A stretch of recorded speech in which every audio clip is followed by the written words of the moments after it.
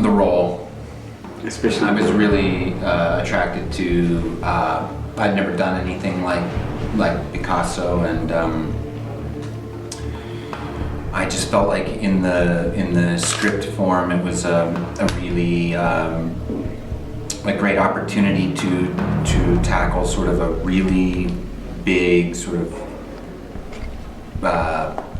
kind of flashy movie villain.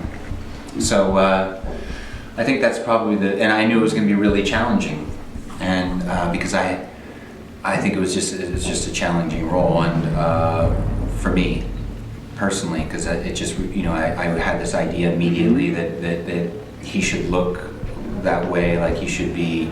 His ideas are so consuming. His ideas are so incessant and dominating that it would sort of be consuming his own physique, and so that was the first thing I was like, man, I don't know if I can do that, because I've never really lost a bunch of weight or made myself look like that before. So that was one part of it, and then the part of it was trying to figure out his inner mind, you know.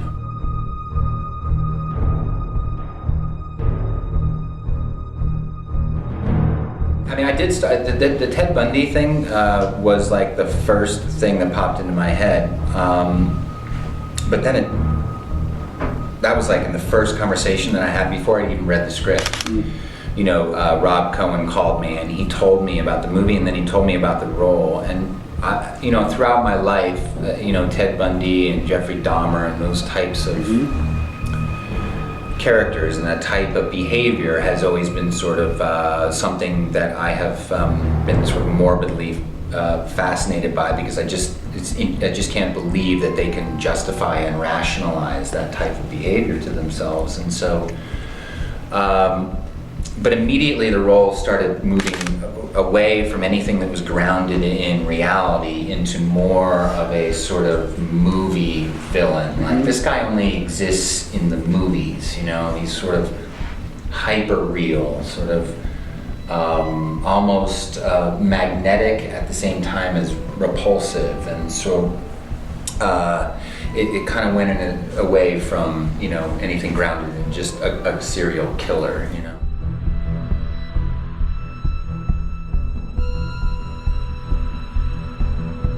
You know, I just every now and then like taking pictures. I mean, you know, I don't even feel like I'm very good at it. I just enjoy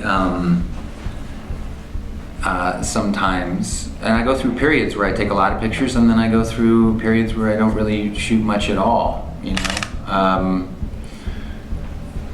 I think photography is an amazing art form when it's, you know, I think that the digital age is sort of hurting photography a bit, because so many people fancy themselves photographers, and sort of the, you know, Instagram and all these like sort of immediate sort of processing programs, and the way that, you know, the art of composition is being lost because people just digitally capture a whole bunch of stuff and then they do it all in post. Yeah. So, but it's really just a hobby. I mean, and one that I sometimes go through periods where I do a lot of it, and sometimes I don't. I drop it for a while.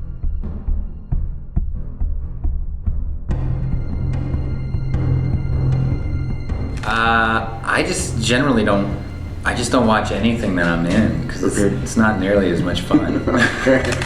So I love movies and I love watching movies, but if I'm in the movie, it's not nearly as much fun for me.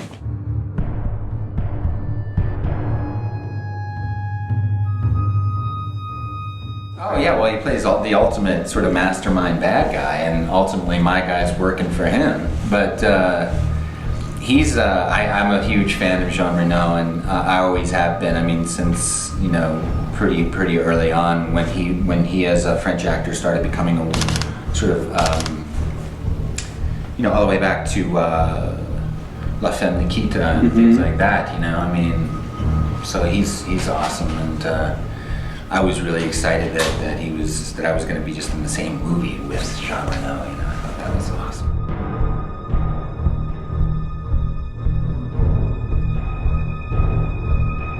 I think you said the key word. I mean, they're thrillers, you know. I mean, I think that I don't know, this conversation about like movies affecting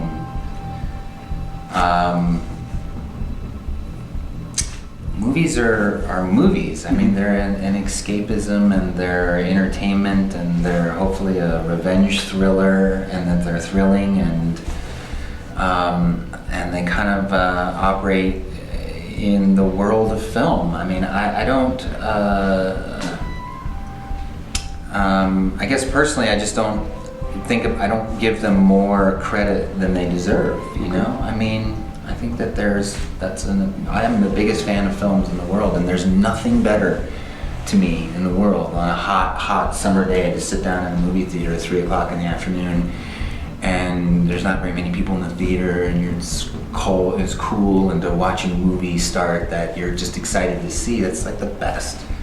And that's what it is. And then there's real life out there that you deal with, and it's sometimes hard and complicated, and you deal with it in the most respectful and responsible way you possibly can.